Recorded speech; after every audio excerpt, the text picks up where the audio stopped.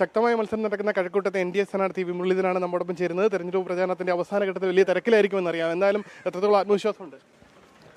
ആത്മവിശ്വാസത്തിന് ഒരു കുഴപ്പമില്ല.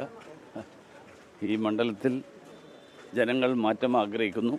അത് ദേശീയ ജനാധിപത്യ സഖ്യത്തിന് അനുകൂലമായിരിക്കും.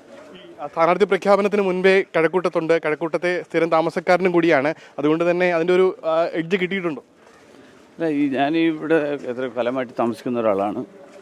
അതുകൊണ്ട് ഇവിടുത്തെ ആളുകൾക്ക് എന്നെ നന്നായിട്ട് അറിയാം. ഞാൻ ചെയ്തുകൊണ്ടിരിക്കുന്ന കാര്യങ്ങളെക്കുറിച്ച് അറിയാം. അതുകൊണ്ട് തന്നെ അവർക്ക് ഒരു അപരിചിതനായിട്ടുള്ള ഒരാളല്ല ഞാൻ. എങ്ങനെയുണ്ട് മത്സരാർത്ഥികൾ? ഇവിടെ ഒരു ത്രികോണ മത്സരത്തിൻ്റെ ഫീൽ ഉണ്ടോ? തീർച്ചയായിട്ടും. മറ്റേ ഡീൽ എല്ലാം നേരത്തെ ഒരു ആരോപണമായി ഉയർന്നു വന്നിരുന്നു. ഇത്തവണ ഇപ്പോൾ പ്രധാന എതിരാളിയായ ആരാണ്? രണ്ടുപേരും പ്രധാന എതിരാളി തന്നെയാണ്. ഒരു ഭൂരിപക്ഷം പ്രതീക്ഷിക്കുന്നുണ്ട്. എത്ര ഒരു പ്രവചനത്തിന്റെ കണക്കൊന്നും എടുക്കുന്നതിൽ അർത്ഥമില്ല. അതല്ലേ ഇലക്ഷൻ കമ്മീഷൻ. അത് വോട്ട് എണ്ണി കഴിയുമ്പോൾ അറിയാം. എന്തായാലും ഒരു പ്രവർത്തകരെല്ലാം വലിയ ആവേശത്തിലാണ്. മികച്ച വിജയം നേടുമെന്ന് തന്നെയാണ് പ്രതീക്ഷ. തീർച്ചയായിട്ടും.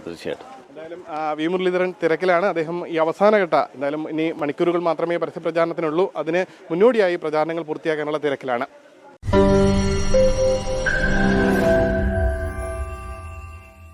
ലോകത്തെവിടെയായാലും ഏത് സമയത്തും 24 വാർത്തകളും ഓഗ്മെന്റഡ് റിയാലിറ്റി പാക്കേജുകളും എക്സ്പ്ലെയിനറുകളും വിശദമായി കാണാൻ ഞങ്ങളുടെ YouTube ചാനൽ നിങ്ങൾക്ക് സബ്സ്ക്രൈബ് ചെയ്യാം.